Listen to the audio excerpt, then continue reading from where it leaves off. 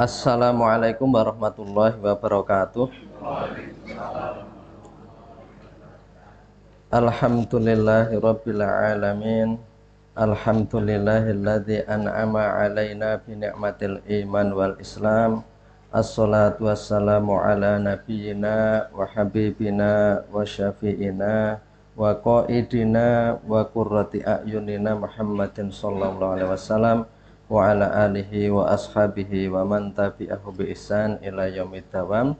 Amma ba'du fa ayyuhal muslimun wal muslimat rahimakumullah. Dumateng para bapak, para ibu, para jamaah semuanya.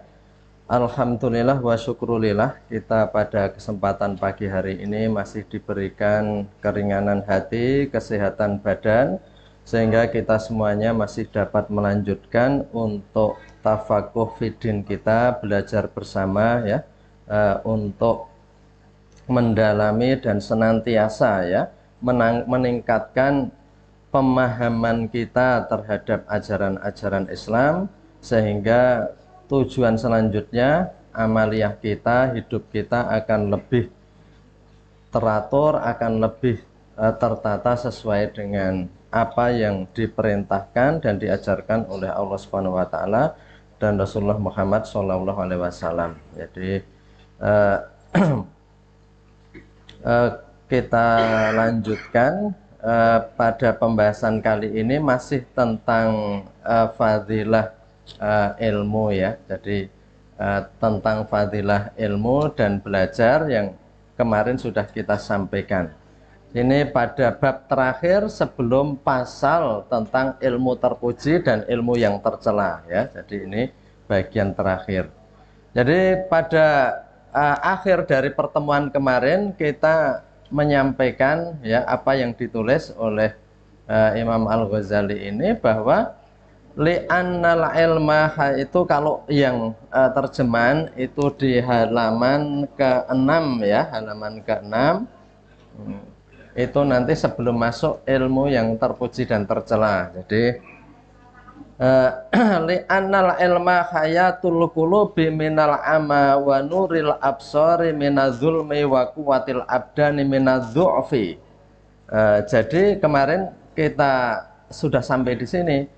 Karena sesungguhnya ilmu itu adalah kehidupan hati, minal ama, dari hati yang buta. Umyun itu adalah buta ya. Wa nurul absari, dan cahaya penglihatan, minadzulmi, dari kegelapan, wa kuwatil abdan minadzu'fi, dan kekuatan badan dari kelemahan. Jadi kemarin kita sampaikan bahwa dengan ilmu itu memang hati kita itu menjadi hidup. Jadi hati itu sebenarnya dalam perjalanan hidup semuanya, Bapak Ibu semuanya ya, yang namanya hati itu akan terkena kotoran-kotoran. Jadi dikatakan bahwa dikatakan gini, hati itu memang merupakan cermin ya, kalau ada dulu lagunya Bimbo mengatakan. Jadi hati itu memang bersih. Kemudian hati itu akan dalam perjalanan waktu itu akan semakin kotor, sebagaimana kaca mobil itu dalam perjalanan itu juga akan tertutup debu.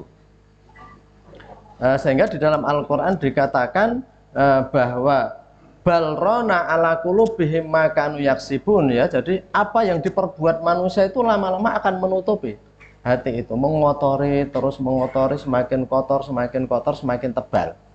Jadi kalau hati itu tidak ada pembersih ya, maka hati itu tidak lagi seperti cermin atau kaca, tetapi debunya makin tebal, itu nggak bisa untuk berkaca dan tidak menjadi transparan. Dan itu lama-lama hati itu akan membatu. Tsumma qasat qulubuhum fahiya kal hijarah. Maka hati itu bisa qasat, bisa membatu.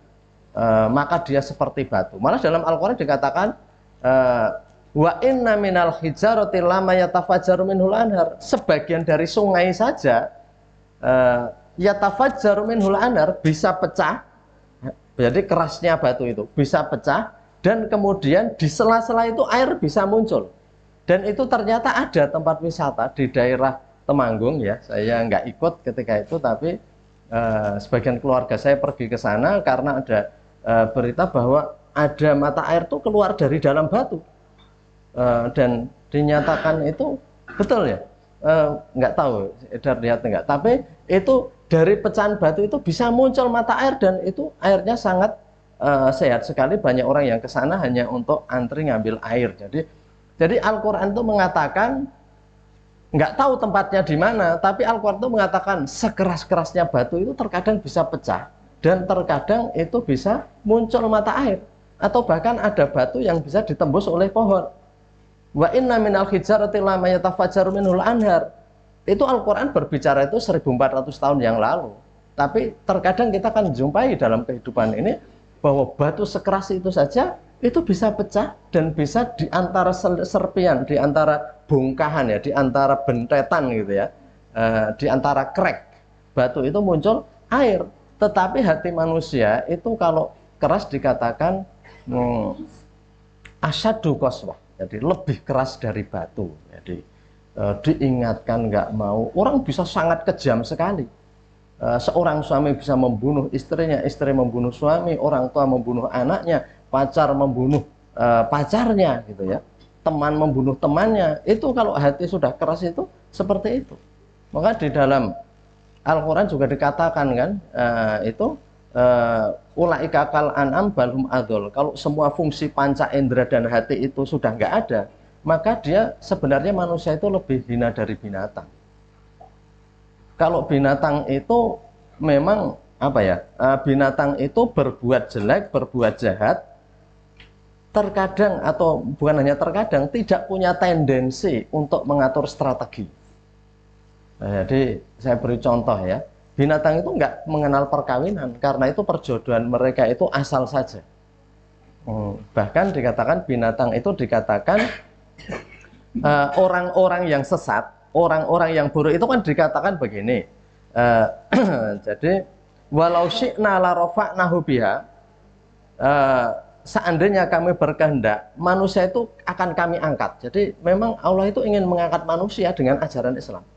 Walakinahu akhlada ilal ardi wattaba'a hawa, tetapi manusia itu selalu lihat ke bawah dan mengikuti hawa nafsunya. Jadi manusia itu cenderung orientasinya ke bawah. Ke bawah itu kalau kita lihat dalam perjalanan, jadi manusia yang baik kan dikatakan dalam sejarah Pithecanthropus erectus, manusia berjalan tegak. Jadi pandangannya itu jauh.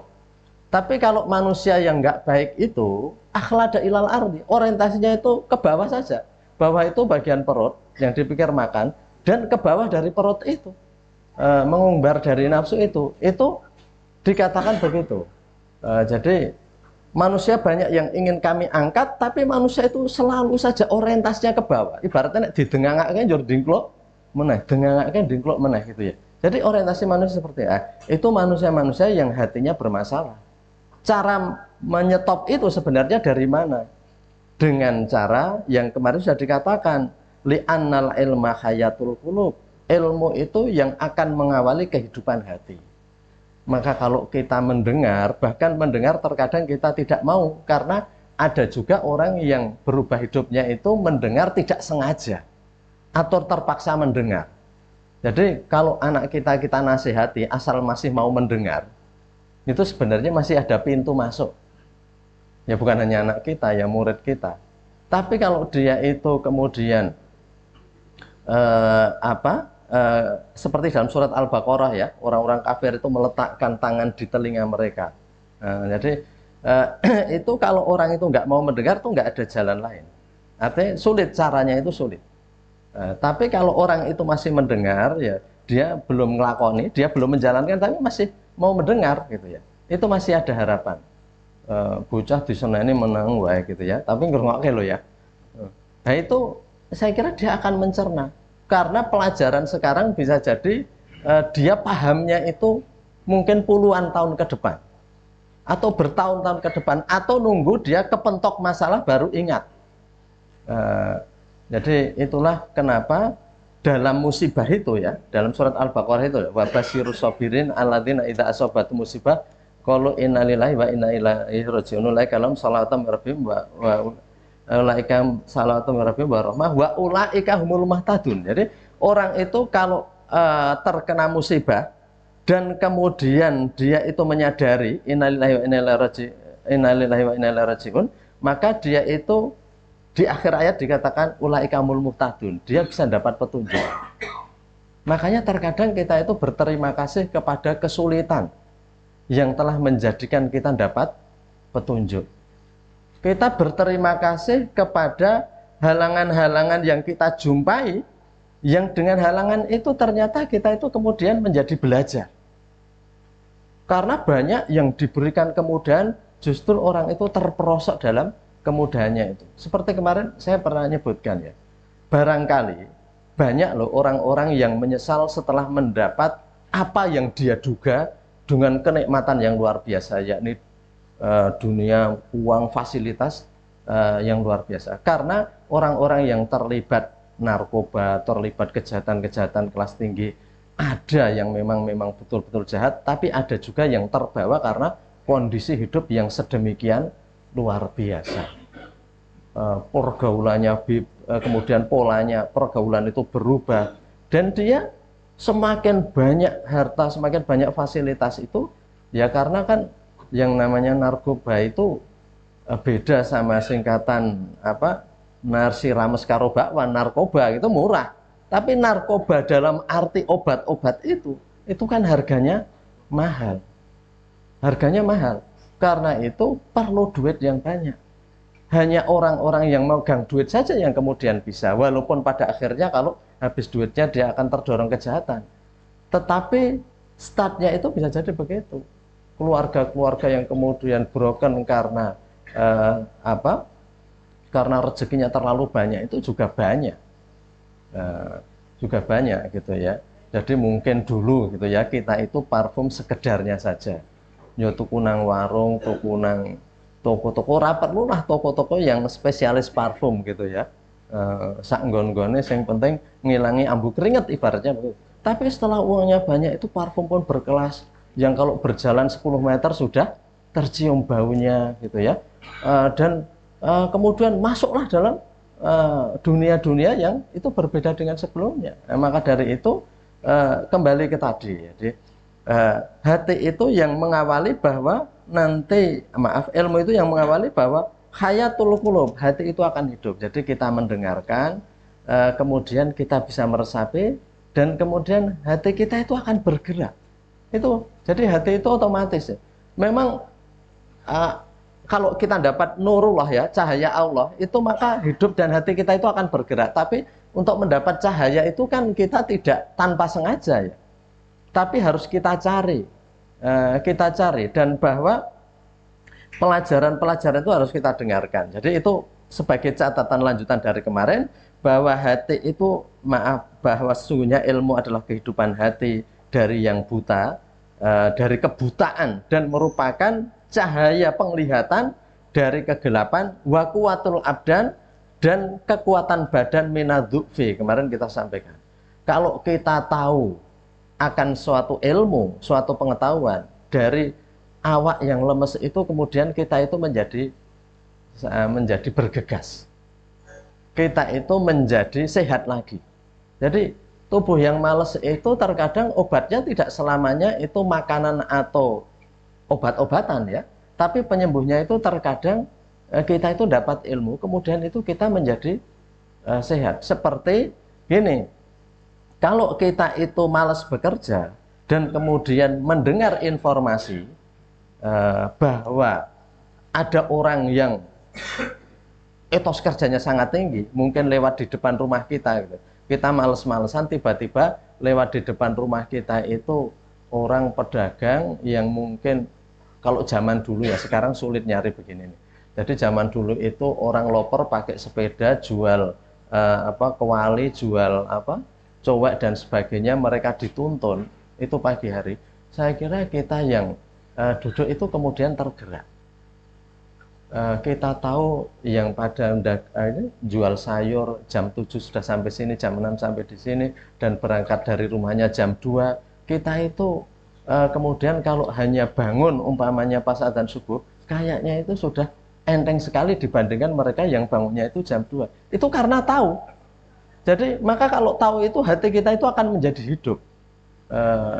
Akan menjadi hidup gitu ya. Jadi itu catatan dari kemarin gitu ya. Jadi dan selanjutnya wa amma min haitsul aqli, adapun dari sudut pandang akal, falaisa tahfa fadilatul ilmi idh bihil wusulu ila Allah ta'ala wa ila qurbihi wa jawahirihi wa huwa sa'adatul abadiyatu waladatu sarmidiyatu allati la yang qadhi akhiruha fa fihi izzud dunya wa sa'adatul akhirah.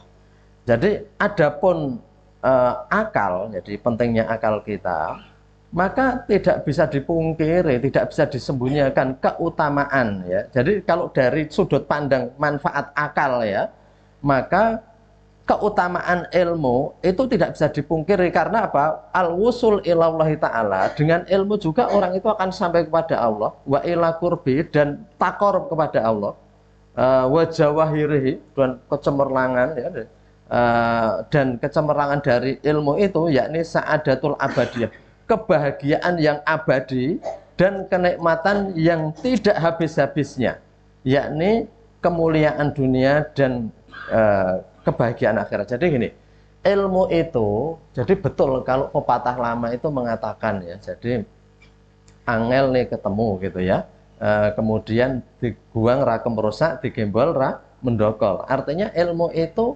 kekayaan yang luar biasa. Jadi kalau kita, jadi para ulama itu kenapa ya, saya sering menceritakan dalam kesempatan lain itu bagaimana Imam Syafi'i itu menempuh ilmu, menempuh perjalanan mencari ilmu itu sampai luar biasa. Nanti kalau dijelaskan mungkin di kesempatan lain. Jadi Imam Syafi'i itu sampai diceritakan dalam salah satu biografi itu, kalau siang Imam Syafi'i itu sering keliling di kantor-kantor pemerintah, karena Imam Syafi'i hidup di Mekah ketika itu. Jadi lahirnya itu di Palestina, kemudian diajak nenek moyang dari ibunya itu di Mekah, dia balik ke Mekah gitu ya, karena bapaknya sudah meninggal, jadi kan anak yatim Imam Syafi'i. Itu tiap siang itu cari kertas bekas hanya untuk belajar dan nulis. Bayangkan, nggak ada orang di sekitar kita yang semiskin itulah hari ini. Artinya itu cari kertas bekas hanya untuk nulis. Dan ketika mulai berguru kepada Imam Malik bin Anas di Madinah ya, ini perjalanannya ke Madinah panjang kalau diceritakan, tapi sudah singkatnya aja. Ketika jadi dia dititipkan kafilah yang ke Madinah dan akhirnya sampai di Madinah, ringkas cerita beliau itu diterima sebagai murid Imam Malik. Begitu diterima murid Imam Malik, ketika dijelaskan pelajaran, pertama kali pelajarannya Imam Syafi'i itu kan pelajaran hadis, Imam Malik itu seorang imam mazhab, imam besar ya di Madinah. Ketika itu Imam Syafi'i itu kelihatan ngambil ludah jadi itu ya, kemudian untuk nyoret-nyoret di tikar, di tikar. Tapi Imam Malik itu negurnya setelah selesai pelajaran, selesai semuanya baru dipanggil, hei Muhammad, hei Ahmad, kalau nggak Ahmad Muhammad ya dimanggilnya. Besok lagi kalau belajar, kamu jangan main-main. Kalau belajar perhatikan. Jawabnya apa? Wahai Imam Malik, saya tidak main-main.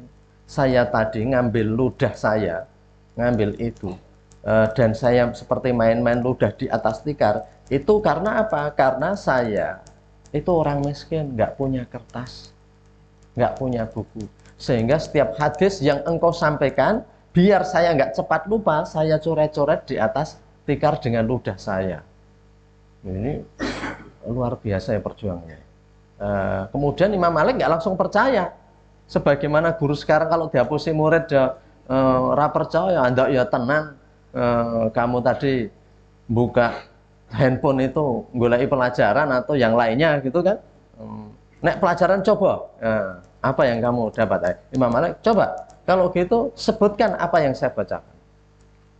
Seingat saya gitu ya, saya ingat saya dalam biografinya itu dikatakan, jadi Imam Malik itu menjelaskan kalau tidak salah sekitar 40 hadis ya, pokoknya puluhan hadis.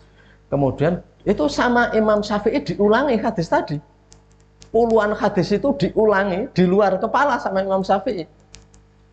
Wah, Imam Malik percaya. Enggak main-main. Pantas ketika Imam Syafi'i itu, Imam Malik kan punya kitab Al-Muwatta. Oh, muridnya itu pada dikasih ditanya, kamu tahu Imam? Kitab ini pernah tahu? Imam Syafi'i jawabnya bukan hanya tahu, itu sudah saya hafalkan bertahun-tahun yang lalu.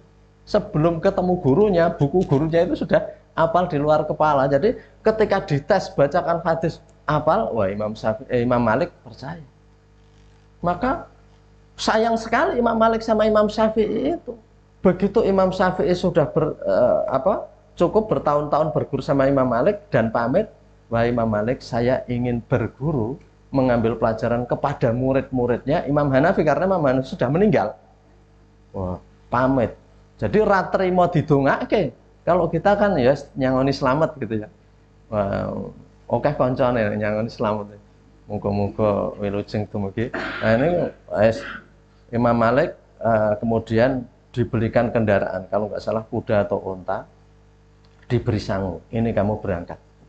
Itu sudah muridnya, masih dikasih karena Imam Malik itu kaya. Dan kalau ditanya Imam Malik, kamu kok bisa seperti saya ingin menyempurnakan kebaikan. Wis mulang Imam Syafi'i pamit arungo, tukok ke kendaraan, sangoni berangkat ke Baghdad. Jadi ya luar biasa Imam Malik. Dan Imam Syafi'i miskinnya luar biasa. Ini tapi ketika ditanya dan ketoke wong sok mesake sama Imam Syafi'i bilangnya, saya bersyukur kepada Allah karena ternyata Allah sudah meringankan saya hisab di hari akhir nanti. Karena sing dihisab raene sithik gitu ya. Karena ra ndek apa-apa. Coba kita itu mau rande duit iso sambat sebut itu. Walah duit kok jan lunyune ra jamak. Mek sedilit kayak manggon kok ya andang anake nembung, andang bojone nembung. Duit kok ora tau jenak nang sak po dompet gitu ya. Duit kok kaya welut. Jadi pamane seperti itu. Jadi tapi Imam Syafi'i kok bisa bersyukur dalam seperti itu. Nah, ini syukur-syukur tingkat tinggi. Syukur-syukur tingkat tinggi. Kita paling tidak kita bisa mentertawakan diri kita, itu sudah ilmu yang berkembang. Orang yang baik itu memang bisa mentertawakan kesalahannya diri sendiri, itu sudah mulai aku kok ngono ya mbiyen. Jan guyu dhewe nek aku ngerti, aku mbiyen. Seperti itu. Nah, kita mulai mengevaluasi. Itu kan Al-Quran mengatakan wa fi anfusikum afala tubsirun, dan dalam diri kamu apakah kamu tidak melihat, mengamati. Bahkan kemarin saya sebutkan ungkapan yang luar biasa terkenal dan mempengaruhi banyak orang Islam di dunia adalah apa yang dikatakan oleh Amirul Mukminin Umar bin Khattab. Hasibu anfusakum qabla an tuhasibu. Hitung-hitunglah diri kamu sendiri sebelum kamu nanti dihisab. Jadi kepandaian orang menghitung diri sendiri itu adalah peningkatan ilmu yang luar biasa. Kurangku apa ya? Kurang saya itu apa ya? Karena tidak setiap teman kita itu berani menyatakan kekurangan kita. Rikoh gitu ya. Rikoh, rawani, atau dia sendiri juga sama-sama kurangnya. Apa ngelok ke kowe neng wong ya aku luwih parah bang kowe. Jadi kita nggak berani mengingatkan temannya karena kita juga takut nanti tidak diingatkan. Karena jadi orang-orang yang sama-sama dalam kubangan keburukan itu kan tidak berani saling mengingatkan karena sama-sama mereka melakukan. Sama-sama kalau dalam bahasa politik dan media sekarang itu sama-sama pegang kartunya. Wes nek padha-padha pegang kartune sudah meneng kabeh. Karena rawane gitu ya. Gue nyokot tak cokot gitu ya. Nah, seperti itu. Maka keburukan itu berlangsung terus ya. Keburukan itu berlangsung terus. Jadi karena itu kita, kalau orang lain nggak berani ya kita merenung diri kita sendiri. Hasbu anfusakum qabla an tuhasabu. Kita menghitung-hitung diri kita sendiri. Oh iya ya. Kok saya masih seperti ini? Saya pantas belum ya jadi bapak ini? Yang sudah kakek atau nenek ya saya pantas belum jadi kakek atau nenek. Yang murid harusnya saya pantas tidak sebagai murid. Jadi seperti itu, maka dalam hidup kita akan memantaskan diri. Jadi ilmu itu kalau sudah kita dapat, maka kita akan menjadi bahagia karena tadi bahagianya Imam Malik yang berlimpah harta dan sampai beri-beri kepada muridnya, dan bahagianya Imam Syafi'i karena nggak punya apa-apa. Dua-duanya sama bahagia. Karena apa? Karena tahu ilmu. Jadi orang tahu ilmu itu, kalau dalam kata-kata anak muda itu, orang bisa change the trouble to the fun, bisa merubah hambatan dan halangan menjadi kesenangan. Jadi kita kesandung ketika mau pergi, kita kemudian oh alhamdulillah ya, saya kesandung jadi aku rasido lunga. Nek lunga aku rung mesti loh, nanti di jalan seperti apa dan di sananya seperti apa. Nah ini nanti akan disinggung pada ayat berikutnya. Jadi intinya ilmu itu kunci kebahagiaan. Jadi dikatakan di situ kebahagiaan yang abadi. Karena dengan memahami ilmu tadi, kita sedih itu bisa menjadi gembira seketika. Dan ketika kita bergembira ria, bisa menjadi kita terdiam dan kemudian merenung. Tiba-tiba gitu ya. Karena apa? Karena kita mengetahui ya. Jadi ilmu ini pentingnya sampai di situ. Makanya luar biasa, di awal dulu kita sampaikan Islam itu diawali dengan Iqra, karena kunci semua perubahan hidup itu dari ilmu. Ya tidak harus kita datang ke sebuah majelis juga tidak, tapi artinya kita itu memang mendalami ilmu, entah dari mendengar, entah membaca, entah apapun juga. Tetapi masing-masing cara belajar itu ada plus dan minusnya. Biasanya kita itu akan lebih semangat di dalam kehidupan yang bersama-sama atau berjamaah. Karena orang baris itu, walaupun dia sudah lemes, kalau bersama-sama dia jadi nggak lemes. Yang namanya hiking itu kalau sendiri-sendiri, awak dewe itu suruh jalan saja sini Jogja mungkin wes lemes. Tapi kalau bersama-sama itu kita bisa mendaki gunung, bisa apa itu.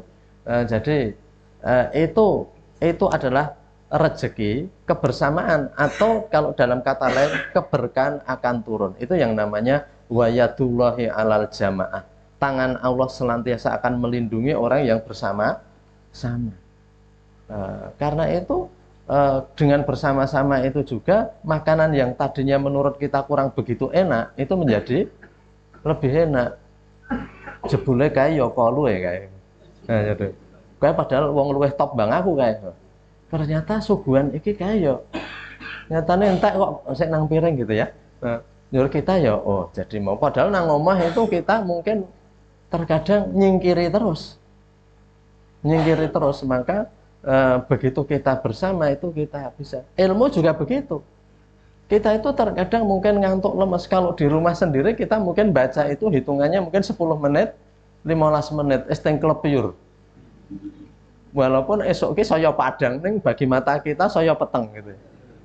Jadi 15 menit esteng klepyur. Tapi kalau bersama-sama itu kita menjadi kuat. Maka kalau kita itu sendirian sulit, maka kita harus mencari kebersamaan. Jadi itu ya dulu alal jamaah.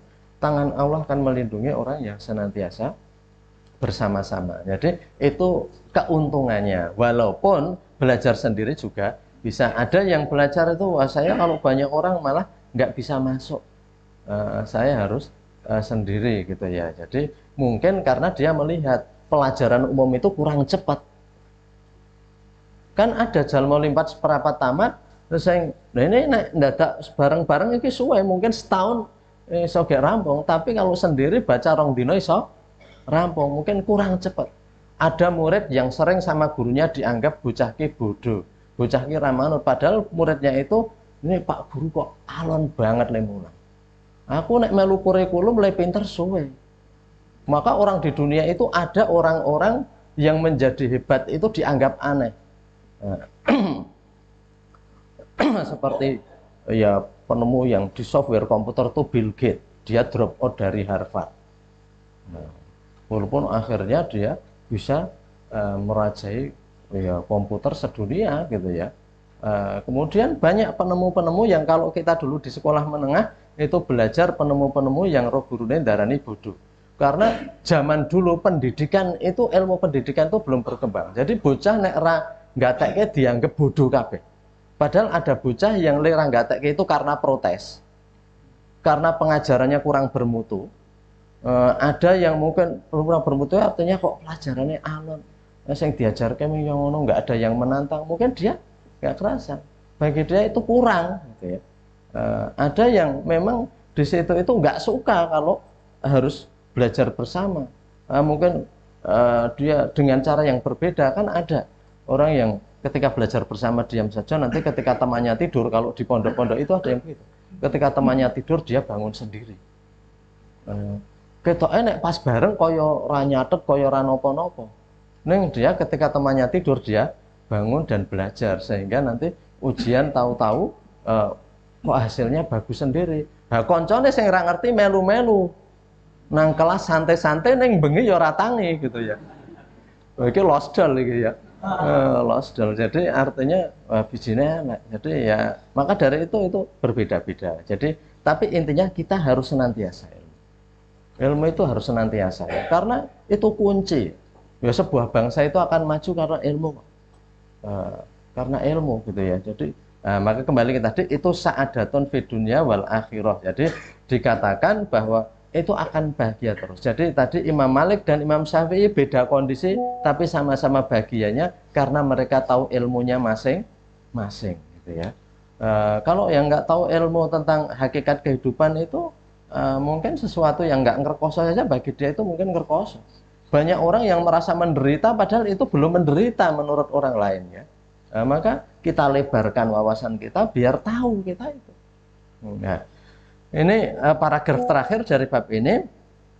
Wa dunya mazra'atul akhirah, di situ juga ada ya. Jadi nanti tapi ini ya, pemenggalan paragraf di yang Arabnya sama terjemahannya itu agak beda tapi sebenarnya semua ada itu. Wa dunya mazra'atul akhirati fal alimu bi ilmihi yazra'u li nafsi wa sa'adatil abadi bi tahdhibi akhlaqi ala ma yaqtadhihi ilmu. Wala'allahu aidan bi ta'limi yazra'u sa'adatil abadi fa innahu yahdhibu akhlaqan nas wa yat'uhum bi ilmihi ila ma yuqarribum ila Allah ta'ala kama qala Allah ta'ala a'udzubillahi minasyaitonir rajim ud'u ila sabili rabbika ilal akhir. Jadi dan dunia ini kan di dalam hadis dikatakan ladang untuk akhirat. Fal alimu bi ilmihi, orang yang punya ilmu itu dengan ilmunya itu bisa menanam akhirat untuk dirinya sendiri atau orang lain. Jadi bagi kita ilmu nanti kita akan tahu ya, ilmu tentang sholat itu bagi kita itu fardu, itu seperti ilmu cara makan. Cara makan, bahwa biar sehat makanan itu dikunyah berapa kali, kemudian airnya itu berapa takarannya, biar makanan itu masuk dengan sehat. Nah, ilmu cara sholat itu seperti itu. Maka bagi setiap orang cara sholat itu wajib diilmui. Karena ini ilmu tentang hal yang pokok. Nah, nanti kita bahas itu. Tapi bukan hanya untuk dirinya sendiri. Dengan berilmu itu kita juga dikatakan di sini tahdhibi akhlaqihi. Jadi mengadabkan akhlak dia dan juga dikatakan di sini yahdhibu akhlaqanas. Jadi dia juga akan mengadabkan ya, memberadabkan akhlaknya orang. Jadi kalau kita punya ilmu, membenahi diri kita dan kita juga bisa memberitahu agar membenahi orang lain. Jadi itu manfaat kita menanam. Jadi maka dikatakan barang siapa mengajak kepada kebaikan, dia mendapat ilmu, barang siapa mengajarkan kebaikan, dia akan mendapat pahala dari dia mengajak, falahu ajruhu wa ajru man amila bihi, dan dia juga akan mendapat pahala setiap orang yang diajar itu mengamalkan. Jadi itu seperti multi level marketing tetapi tidak mengurangi pendapatan orang yang diajak. Kalau multi level kan bawaannya itu terambil persentase bonusnya untuk atasnya, kan ada upline dan downline. Upline itu dapat rezeki terus kalau bawahnya ngajak sopo-sopo nanggon multi level MLM itu. Tetapi persentase bawahnya itu menjadi kecil karena diambil atasnya, semakin bawah semakin kecil dapatnya. Tapi kalau ini pahala dalam Islam enggak, min ghairi ayang kusa min ajri syai'an, tanpa mengurangi pahala yang mengikuti. Jadi kalau kita ngajak kebaikan, kemudian yang kita ajak itu ngajarkan ilmu tentang kebaikan, ini ngajak, itu pahala kita itu akan bukan hanya double itu kan 2. Triple itu kalau 3. Jadi itu multiple itu berganda-ganda, bukan hanya double telu enggak, double telu itu namanya triple ya. Tapi kalau kita kan masalah bahasa seraduso lah, keliru apa-apa gitu. Jadi kayak double 5 ya, enggak double nek 5 itu ya. Double itu 2, triple, kemudian kalau banyak multiple ya. Jadi kita itu akan mendapatkan pahala yang berganda. Setiap dia ngajak dapat, tanpa ngurangi pahala dia, kita dapat. Kalau MLM, pendapatan kita yang besar itu ngurangi downline kita semuanya. Itu keadilan Allah itu seperti itu. Maka dari itu, ini kita bisa memperbaiki diri kita dan memperbaiki orang lain. Jadi karena itu, gimana cara memperbaiki orang lain? Caranya berbeda-beda. Ini ayatnya yang dalam surat An-Nahl ayat 125, coba dibaca itu. An-Nahl 125. A'udzu billahi minasyaitonir rajim.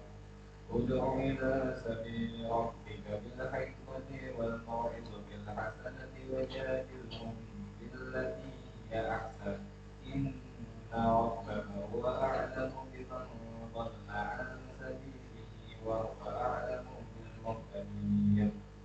Artinya, serulah manusia kepada jalan Tuhanmu dengan hikmah dan pengajaran yang baik, dan berdebatlah dengan mereka dengan cara yang baik. Sesungguhnya Tuhanmu dialah yang lebih mengetahui siapa yang sesat daripada jalannya, dan dialah yang lebih mengetahui siapa yang mendapat petunjuk. Jadi mengajak orang dalam surat ini ya, kan dikatakan ini ayatnya sudah sangat sering. A'udzubillahi minasyaitonirrajim. Ud'u ila sabili rabbika bil hikmati wal mau'izatil hasanah wajadilhum billati hiya ahsan. 3 ini kalau dalam kitab ini bagus sekali uraiannya. Saya juga semakin memahami karena baca kitab ini ya. Jadi dikatakan gini, ngajak orang untuk berbuat baik. Jadi dengan ilmu kita bisa memperbaiki diri kita dan ngajak orang lain. Nah, bahasanya anak muda memberi pencerahan ya, pencerahan pada diri kita, juga pencerahan kepada orang lain. Tapi di sini Imam Al-Ghazali ini menafsirkan ayat mengajak kepada jalan Tuhanmu, memberi pencerahan ya, dengan ilmu itu mengajak kepada jalan Tuhan, jalan Allah Subhanahu wa taala itu bil hikmah, dengan cara hikmah, wal mau'izatil hasanah nasihat yang baik, wajadilhum, dan ajaklah mereka berdebat, berdialog billati hiya ahsan, dengan cara yang lebih baik. 3 ini sebenarnya ada gunanya sendiri-sendiri. Jadi setelah kita mendapat ilmu, maka di sini cara mengajak, menularkan ilmu itu ada cara hikmah. Hikmah itu ya ini sulit dijelaskan, tapi hikmah itu kan pelajaran-pelajaran tersembunyi. Kalau sebenarnya dari kalimat hakimah itu memutuskan, hakim itu putusan yang memang baik, putusan yang sakjatine putusan. Nah, itu maka hakim orang yang kalau memberi putusan itu sejatine putusan. Seperti kayu, sebenarnya kayu-kayu biasa itu kan namanya bukan kayu. Nah, tapi kan itu memang kayu, maka untuk kayu yang bagus dinamakan kayu jati. Sejatine kayu ya kuwi. Liyane apa kuwi ya, mbuh tukulan apa gitu ya. Kayu jati, sejatine ya. Kira-kira loh ini ya. Sejatine kayu ki ya kuwi, liyane udu kayu. Apa emang guru? Apa? Sing nggo gawe omah kae udu kayu kok. Nah, apa? Udu jati, sejatine kayu kan kayu jati ya. Nah, jadi artinya di sini sejatine putusan itu ya hikmah itu. Putusan yang baik itu namanya hikmah yang sesuai dengan hukmun. Jadi hakimayahkumu ya, hakamayahkumu. Dia memutuskan hukum, maka putusan yang baik namanya hikmah. Dan orang yang memutuskan dengan baik namanya hakim, ya. Namanya hakim. Jadi orang yang memutuskan dan melahirkan sejatine putusan. Nah, di ayat itu ya. Nah, sejatine putusan itu putusan yang sangat baik, namanya hikmah. Mesti ada loh kebaikan dalam setiap putusan Allah itu ada. Yo goleki hikmahe nang endi kan, kita begitu ya. Hikmahe nang endi? Lewake dhewe ra sida mangkat piknik iki hikmahe nang endi? Arep mangkat kok ndilalai mobile gembos, ndilalai anjur bar kuwi anake nangis wae gitu ya, dan sebagainya gitu ya.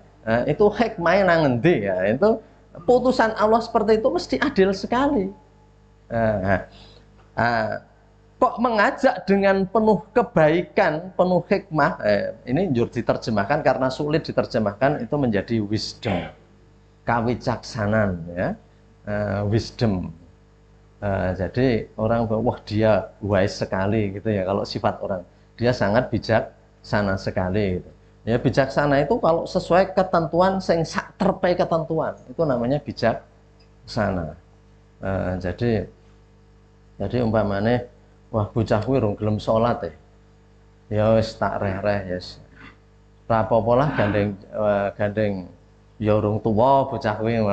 Itu bukan bijaksana gitu ya. Bijaksana itu ya ada ketentuannya, tidak hanya menurut pikiran kita sendiri. Karena bijaksananya orang yang nggak berilmu itu bisa menyesatkan. Ya bijaksana menurut wong sing ra ndek ilmu kae gitu ya. Bijaksana menurut wong sing ra ndek ilmu. Jadi, tapi sebenarnya itu bukan bijaksana. Maka kebijaksanaan itu sangat sulit. Nah, dikatakan, siapa yang harus diajak dengan cara yang penuh kebijaksanaan? Menurut Imam Ghazali, yat'u al-khawaso. Itu orang-orang khawas. Menurut Imam Ghazali itu orang itu kan ada awam, ada khawas. Di atasnya ada khawasil khawas. Insya Allah nanti akan ketemu tingkatan orang. Jadi Imam Ghazali itu merenungkan dan kemudian merumuskan. Jadi angel nggih Pak le gawe buku jelas angel. Imam Syafi'i itu setelah mengembara sekian lama kemudian menyendiri kemudian menulis kitab ini. Awake dhewe jane kon maca tok gitu ya. Gitu ya awake dhewe mungkin merasa abot tur ra kober. Kaya wong top wae ra kober gitu ya. Banyak kitab-kitab zaman dulu yang hebat-hebat yang bagi kita belum sempat kewaca. Kok iso urung kewaca ya? Karena kita sendiri nggak tahu kalau ada kitab itu. Ya, atau mungkin nggak punya ya, maka dari itu ini ngaji bersama saya juga belajar kok. Saya ya sebelumnya saya telaah dulu, saya baca dulu gitu ya. Jadi karena kita ya sama-sama belajar gitu ya. Jadi yat'ul khawas, jadi orang-orang itu ada awam, orang umum. Di atas itu ada orang khawas, di atas itu khawasil khawas. Jadi orang yang sangat khusus lagi ya. Bagi orang-orang khawas itu memang mereka bisa memahami sesuatu itu di dalam ya. Jadi kalau orang umum itu kan poso ya syarat rukune. Itu kalau orang umum. Tapi orang khawas itu walaupun itu nggak membatalkan puasa, bagi orang khawas itu bagi dia dianggap membatalkan. Jadi kan ada orang yang nggak mau misalnya saja mengharamkan untuk dirinya, itu artinya bukan secara hukum. Jadi dia mencegah untuk dirinya sesuatu, padahal itu bagi orang lain tidak apa-apa. Jadi seperti misalnya tadi ya, kalau kita itu dalam puasa itu ngondo wong, kemudian berbagai macam, itu kan tidak batal, tapi ganjarannya itu nggak ada. Wa kam min shaimin laisa lahu min siyamihi ilal ju'i wal atas. Betapa banyaknya orang yang puasa dan nggak dapat apa-apa kecuali lapar dan haus, tapi nggak batal. Bagi orang umum apa-apa, sik penting ra batal. Orang umum itu mungkin sholat sik penting fardune wajibe banter yang apa-apa ra apa-apa. Sik penting wajibe ra ening sing keri. Kok wis rampung, aku iso banter kok le maca wis apal gitu ya. Wah, maksimum speed ya, kecepatan maksimal. Ya itu orang umum ya. Tapi orang khusus itu ya nanti kita akan tahu ini perilakunya para imam mazhab ini. Ada yang sholat tuh sak rakaat terkadang 50 ayat gitu ya. Ini nanti itu akan sampai gitu ya. Itu orang-orang yang khusus itu bagi dia itu seperti itu. Nanti saya juga dapat pelajaran-pelajaran yang menakjubkan. Jadi artinya kok selama ini saya belum memahami atau selama ini kita masih sangat jauh ya. Paling tidak dengan cara kita ngaji dan belajar itu kita tahu betapa terbelakangnya kita. Itu sudah satu pelajaran. Karena kunci orang untuk maju itu apabila dia tahu betapa bodohnya saya. Nah itu sudah titik akan maju. Tapi kalau ya aku paling top tak kira nang kene iki gitu ya. Ya itu nggak akan maju-maju gitu ya. Kalau kita takabur, kita merasa tinggi, maka ilmu nggak akan masuk karena ilmu itu seperti air yang akan mengalir ke tempat yang rendah. Ke tempat rendah. Maka kalau kita merasa tinggi, air nggak akan mengalir ke tempat yang tinggi. Nggak akan dapat. Kita umpamanya belajar nyepelek ke teman kita, aku harus diajari karo kae ini ya nggak bisa ya kayak saya mana-mana. Kita meremehkan, maka itu nggak akan masuk karena takabur itu akan akan menutup ya. Jadi hikmah itu adalah pelajaran dibalik dari yang nyata. Jadi orang-orang yang sudah khawas itu memerintahkannya, menyuruhnya, mengingatkannya itu tidak perlu seperti orang-orang yang umum ya. Cukup. Jadi kan terkadang gini. Saya nyontohkan saja, kalau kita itu punya hutang, ini orang-orang khawas ibaratnya gitu ya. Kita itu punya hutang dan belum nyaur, ketemu orang yang kita hutangi, dia nggak nembung, mungkin dia lupa juga karena saking oke duitnya gitu ya. Tapi kita itu langsung nyuwun ngapunten nggih, saya belum bisa nyaur. Loh, aku ndene ora nagih kok. Rasa piye-piye. Tapi orang yang khawas itu tahu mak gribet saja dia sudah aku urung nyaur. Utangku urung tak sahur gitu. Tapi bagi orang yang umumnya nanti dicethake. Kula mriki ajeng nagih utang niki-niki, dia baru mudeng. Jadi nek radi ngono kuwi ra mudeng gitu ya. Tapi orang khawas itu cukup mak gribet itu sudah seperti itu gitu ya.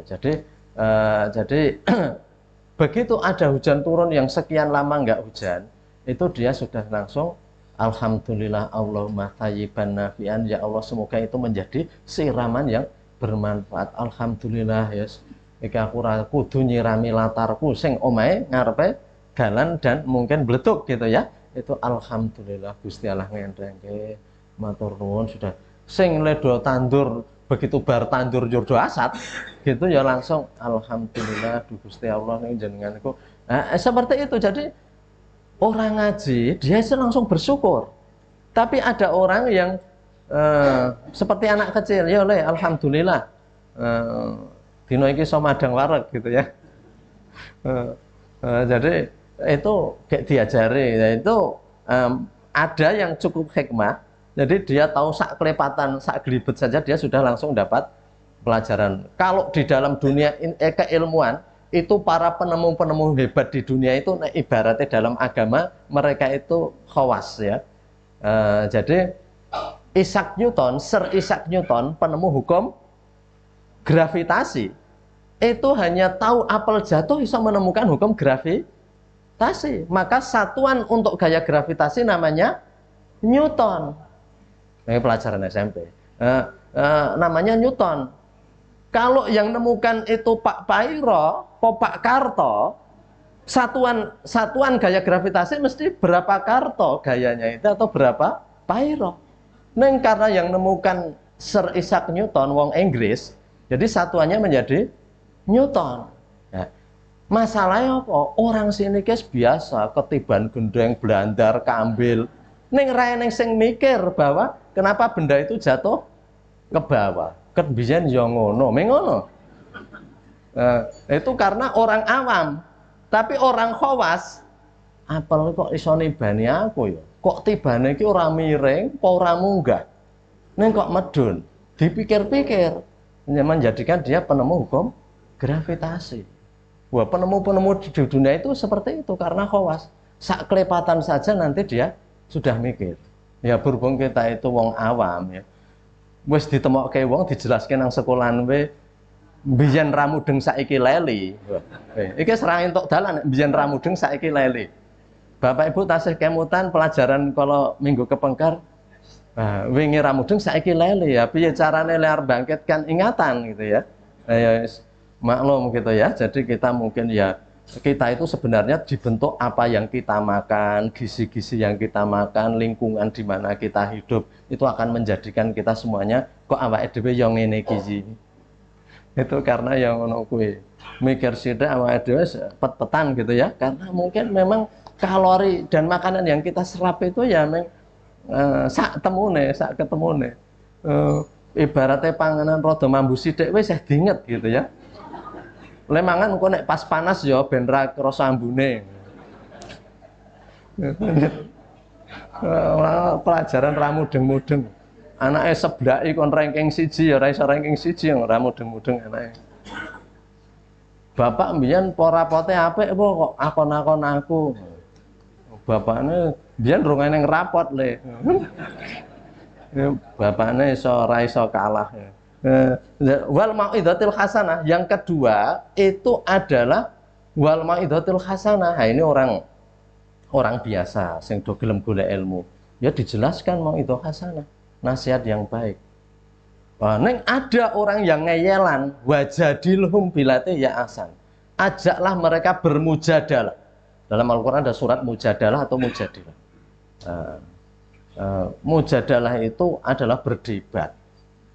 Wajadilhum, kalau orang yang ngeyel, ajak beradu argumentasi bilati ya asan dengan cara yang baik, bukan debat kusir. Debat kusir ke yo pokoknya. Nek muni pokoknya ilmunya nanti mandek. Pokoknya ngene. Nah, ya tertutup. Kita mau mencari ilmu yang benar gimana kok di stop nganggo pokoknya. Nah, kayak jenengan rumah makan dulu di Jalan Kaliurang ada rumah makan yang sekarang sudah nggak ada lagi, namanya Isaku iki. Mbok digaweke nek cara jenenge ngono kuwi sakniki gaweke ngeten ora Isaku iki. Gaweke apa? Isaku iki ya. Ibaratnya kan nek awake ibaratne lho aku ya ora ngerti niku tujuane sik ngenai jeneng ben kaya bahasa Jepang mungkin Isaku iki. Ning nek awake dhewe ro anake ro kancane njur Isaku iki. Bu ponek sik isih nemuni Dik ngono ya. Mbok le masak sesuk ganti sing rasane iki kaya sing awake dhewe tuku nang restoran kae. Ora Isaku iki. Ora maju-maju anggere saya. Ayo kita coba ndelok nang YouTube carane piye masak sing murah ning enak. Padha jajan sing murah ning enak tur maregi ya angel to niku. Jadi nek jawab Isaku iki hidup nggak akan berkembang. Orang-orang yang mengatakan pokoknya ngene, Isaku iki ngertiku ya meng iki. Lah nek ngertiku iki mari kita belajar. Life must go ya. Hidup harus berjalan terus dan harus berkembang. Enggak apa-apa. Kita enggak tahu belajar. Loh jenengan luwih preso, ayo kita belajar. Karena setiap kita punya kepandaian sendiri-sendiri di bidangnya sendiri-sendiri. Jadi enggak usah takut kita mengatakan bahwa kita itu mboten ngertos nek babagan niku. Jadi itu wajadilhum bilati asan. Ajaklah dia itu mujadalah. Ajaklah beradu argumentasi dengan cara yang baik, bukan diperkusir ya. Jadi nek niat mari kita mau berdiskusi nggak apa-apa. Kita cari di mana.